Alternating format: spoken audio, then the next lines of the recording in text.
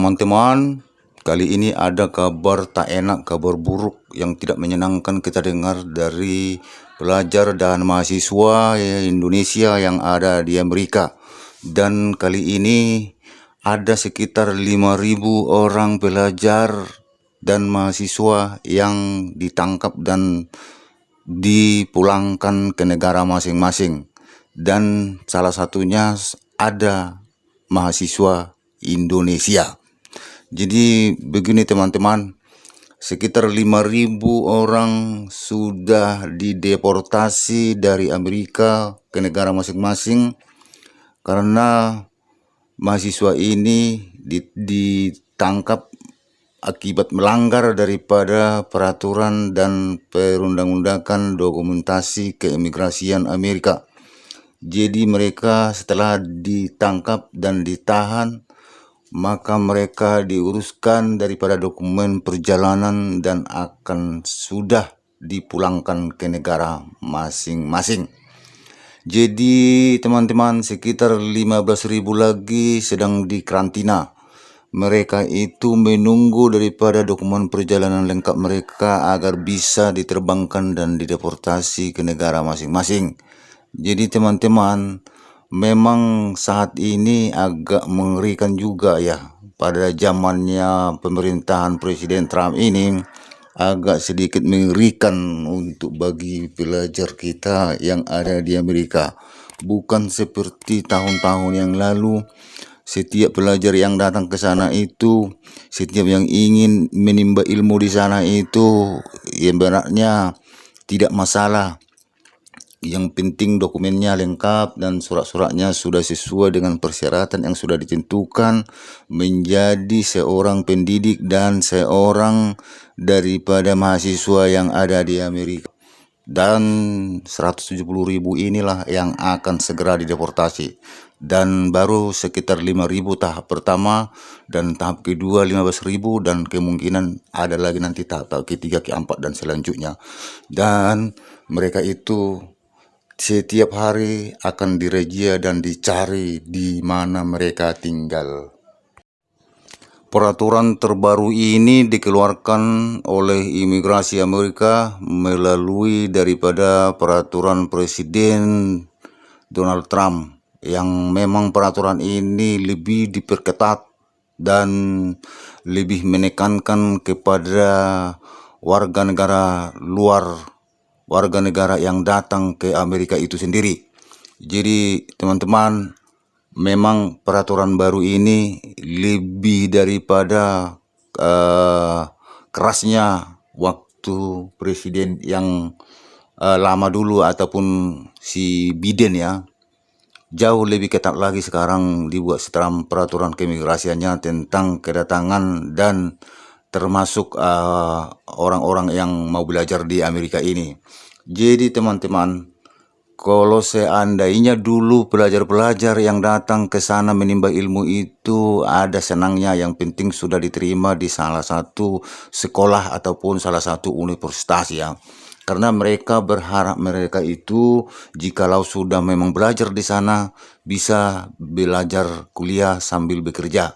Artinya mereka itu setelah pulang kuliah atau sebelum berangkat kuliah mereka bekerja dulu, katakanlah di sektor-sektor daripada gerai-gerai ataupun minimarket ataupun katakanlah bengkel-bengkel kecil ataupun kedai-kedai.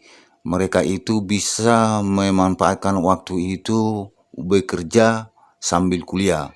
Jadi orang-orang di sana itu banyak yang kuliah itu sambil bekerja. Jadi hasil daripada pekerjaannya itu dibuat untuk membayar kuliahnya. Jadi ternyata dengan peraturan baru sekarang ini, apabila ketahuan daripada seorang mahasiswa ataupun pelajar yang menimba ilmu di Amerika kedapatan bekerja di misalnya kayak di supermarket ataupun di kedai begitu, akan ditangkap dan dideportasi tanpa bisa ada alasan apa-apa. Jadi asal ketahuan orang kuliah atau belajar di sana itu, ketahuan sambil bekerja itu intinya. kuliah sambil bekerja itu intinya tidak boleh di Amerika sekarang ini. Apabila kedapatan itu, maka akan dideportasi segera. Jangankan surat-surat ataupun dokumen yang ada, dia punya izin tinggal di Amerika, yang sudah punya green card begitu ya. Jadi itu akan digugurkan secara otomatis apabila ketahuan seorang mahasiswa ataupun pelajar yang kedapatan bekerja ya di bidang mana saja pun. Jadi intinya kalau memang pelajar ya pelajar begitu.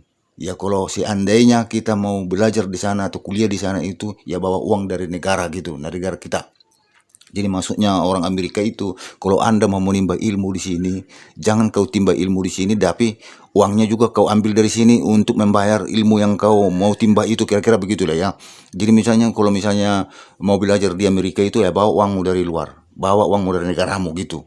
Jangan kau di sini belajar mau minta ilmu, kau mau misalnya kamu mau minta pendidikan di sini, tapi kamu bekerja di negara kami. Jadi kami tidak mau uang kami membayar kamu itu untuk kuliah di negara kami, kira-kira begitu ya. Jadi maksudnya kalau kamu kuliah, kalau kamu belajar, kalau kamu ingin menimba ilmu pendidikan di negara kami, bawa uangmu dari sana. Jadi itu makanya sekarang digelar razia-razia di setiap daripada gerai-gerai, di setiap daripada kedai, di setiap daripada restoran, di setiap daripada banyak ya dia punya sektor-sektor yang bisa mempekerjakan daripada warga negara luar yang terjadi di Amerika. Jadi sekarang banyak yang ditangkapi dan sekitar 15.000 orang ini yang sudah standby menunggu untuk surat-surat perjalanan mereka akan setelah selesai itu maka mereka akan dipulangkan dan diterbangkan ke negara masing-masing.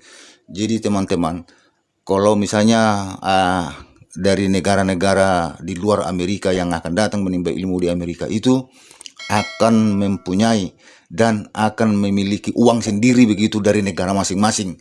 Jangan kamu cari uang di negara kami.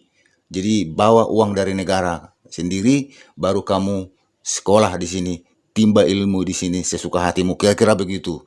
Jadi kalau memang kita mau berpendidikan, mau misalnya mencari ilmu di Amerika itu harus kita bawa teman-teman uang, betul-betul uang itu dari negara kita. Jadi misalnya kita murni di Amerika sana itu menimba ilmu begitu. Jadi misalnya saya pulang dari kuliah ya tinggal di kos saja. Sebelum pergi kuliah ya tinggal di kos saja begitu. Jadi murni hanya pendidikan lah yang kita prioritaskan di sana. Nggak ada kerja-kerjaan gitu. Jadi begitu. Jadi dengan peraturan yang baru ini pun apabila ketahuan seorang majikan mempekerjakan daripada orang yang sekolah ataupun berkuliah di Amerika akan didenda sekitar $30.000. Jadi majikannya itu maksudnya bosnya itulah ya yang punya kedai, yang punya minimarket, yang punya restoran contohnya itu apabila ketahuan ada mahasiswa, ada orang pelajar daripada luar Amerika ya yang datang ke Amerika itu sendiri, maka bosnya itu akan didenda, dikenakan penalti sekitar $30.000 begitu. Jadi kemungkinan sekali teman-teman pasti banyak yang ketakutan ya. Bos-bos daripada yang mempekerjakan orang-orang luar itu pasti ketakutan lah, pasti tidak mau sebab didenda 30.000 kan bukan sedikit itu $30.000 itu per kepala loh, per satu kepala. Apabila dia mengerjakan 3 atau 5 orang ya bisa teman-teman sendiri hitung 30 kali 5 kan, jadi nggak mungkin lah mereka itu akan mau. Tetapi ini permasalahannya kan akan terjadi nanti kesulitan tenaga kerja. Mereka itu kan misalnya mungkin ya dibayar agak lebih murah ya orang itu daripada penduduk yang asli Amerika begitu ya. Tapi kan kalau misalnya nanti penduduk Amerika yang dibuat di sana pasti jauh lebih mahal gitu. Bisa 2 kali lipat begitu dia punya harga.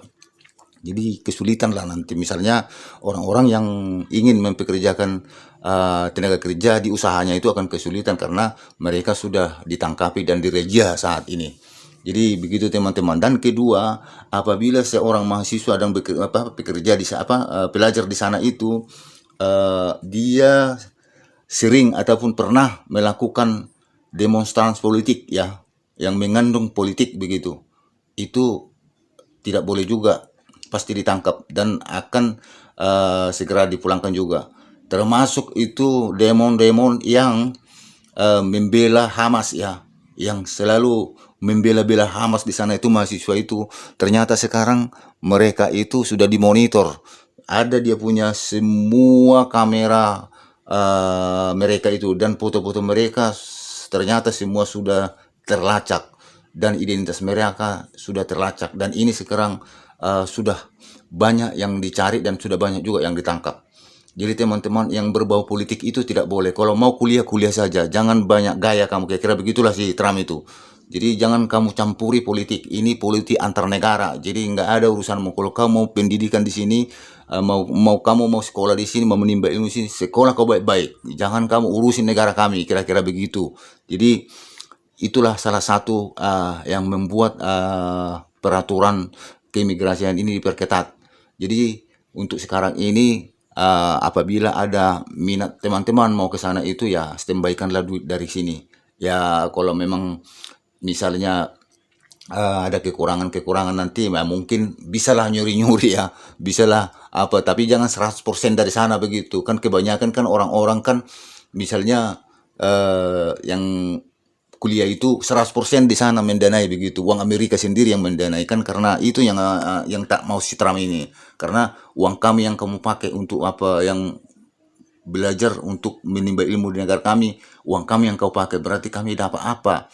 Dapat kosong jadinya, nggak ada pendapatan kami dari pendidikan. Begitulah kira-kira menurut si Trump ini. Jadi makanya diperketat teman-teman. Jadi ya kalau misalnya kita mungkin eh, ada kekurangan dikit-dikit, bisa curi-curi waktu lah ya. Bisa curi-curi waktu lah kalau memang misalnya ada kekurangan dikit-dikit lah. Jangan misalnya sampai 100%. Kebanyakan di sana itu 100%. Misalnya di situ dia melakukan pendidikan, di situ pula dia kerja. Jadi uang yang bekerja itu dipakai dia untuk kuliah. Jadi 100% yang bekerja dia di sana itu hasilnya untuk membiayai kuliah begitu. Jadi begitu teman-teman, informasi terbaru dari sana.